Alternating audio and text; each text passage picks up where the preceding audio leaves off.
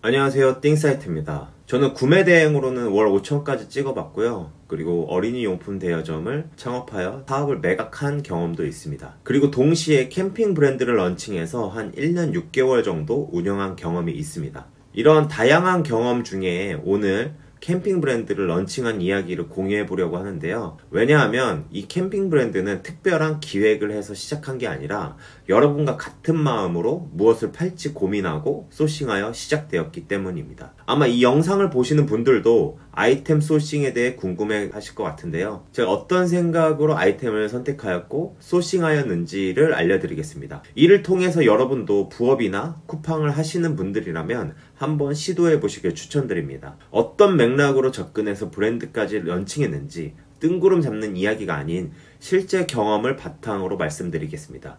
이 영상을 보신다면 여러분도 나중에는 나만의 브랜드까지 한번 생각해보는 시간이 되었으면 좋겠습니다. 그럼 시작하겠습니다.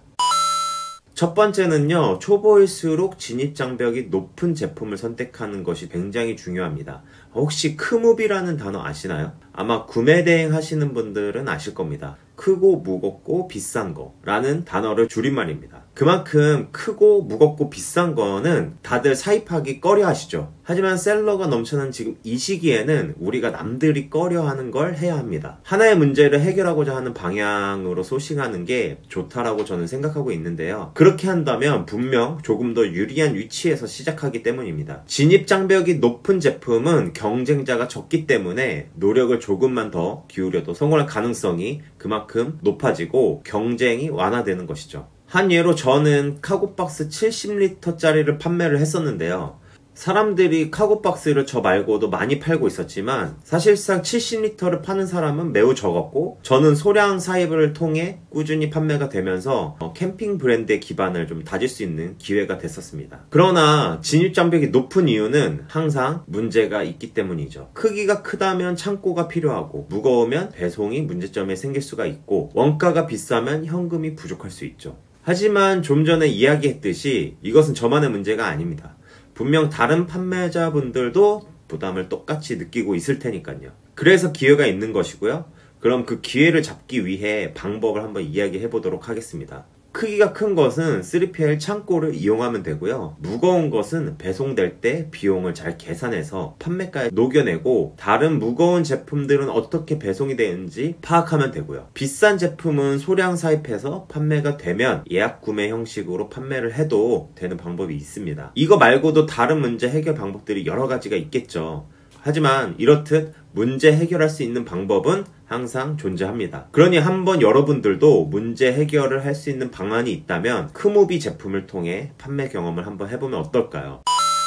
그리고 두 번째는요, 하나의 카테고리를 꾸준히 파야 합니다. 사실 어떤 상품을 팔지, 어떤 카테고리를 파야 할지 가장 많이 고민하시는데요. 저도 마찬가지입니다. 하지만 그럼에도 불구하고 특정 카테고리를 지속적으로 연구해야 시장 트렌드와 고객의 니즈를 깊이 이해할 수 있습니다. 집중적으로 한 분야에 매진하다 보면 자연스럽게 전문적인 지식이 생기고 남들보다 더 많이 알고 많은 정보를 취득할 수 있습니다. 저는 캠핑 브랜드를 운영하면서 매일 캠핑 아이템을 연구했습니다. 덕분에 일본에서만 구할 수 있던 캠핑 양념통을 빠르게 소싱할 수 있었는데요. 그 양념통이 하루에 200개에서 300개 팔려 나갔던 경험도 했었습니다. 그런데 이런 생각하시는 분들도 있으실 거예요. 여러 카테고리를 다루면 더 많은 기회를 잡을 수 있지 않을까요? 더 많은 기회를 잡을 수 있죠. 하지만 제가 3, 4년 정도 해보니까 제 몸은 하나고 많은 카테고리를 하면 할수록 그만큼 오히려 기회들을 놓치는 경우가 다반사였다는 것입니다. 한 우물을 파야 깊게 팔 수 있는데 여러 개를 잡으려다 다 놓치는 경우가 생기더라고요. 하지만 또 이런 경우는 괜찮습니다. 나는 시즌성 아이템을 계속 파서 1년 동안 그런 루틴을 만들 것이다. 아이템이 다 다를 수도 있지만 이것도 한 우물을 파는 것과 같은 전략이라고 보시면 될 것 같아요. 해서 내가 어떤 상품에 집중하는 게 아니고 나의 강점,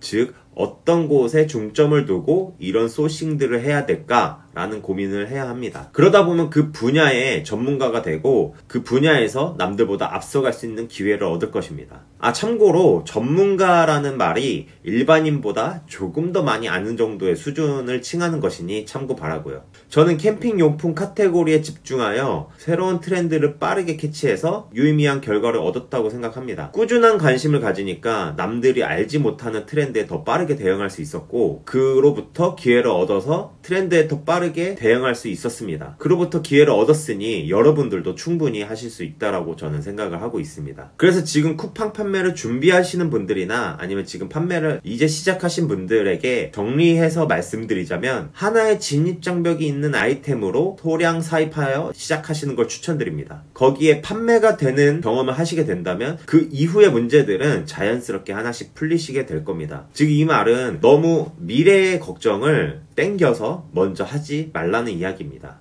마치 도미노가 흘러가듯이 판매가 된다면 그런 문제들은 하나씩 해결이 자연스럽게 되실 겁니다. 그러고 나서 나중에 뒤를 돌아보면 어느새 어떤 흐름 속에 내가 있다는 사실을 깨닫게 되실 겁니다. 제가 캠핑 브랜드를 운영할 때 뒤를 돌아보니까 인스타그램은 한 2-3천 명이 되었었고, 저희 브랜드는 단골 손님이 생겨져 있더라고요. 시작이 반이라는 소리가 있잖아요. 그러니 여러분들도 시작만 하신다면 반은 왔다라고 생각하셔도 됩니다. 자, 오늘은 제가 처음 시작하시거나 이제 시작하시는 분들 대상으로 이야기를 했는데 어떠셨나요? 다음에는 조금 더 캠핑 브랜드, 그리고 어린이 대여 용품점, 매각한 썰 등 디테일한 경험들도 나누고 거기에서 얻은 인사이트들을 가지고 여러분들을 찾아뵙겠습니다. 영상이 도움이 되셨다면 구독과 좋아요 눌러주시고요. 다음 영상에도 또 좋은 영상으로 찾아뵙는 띵사이트가 되겠습니다. 감사합니다.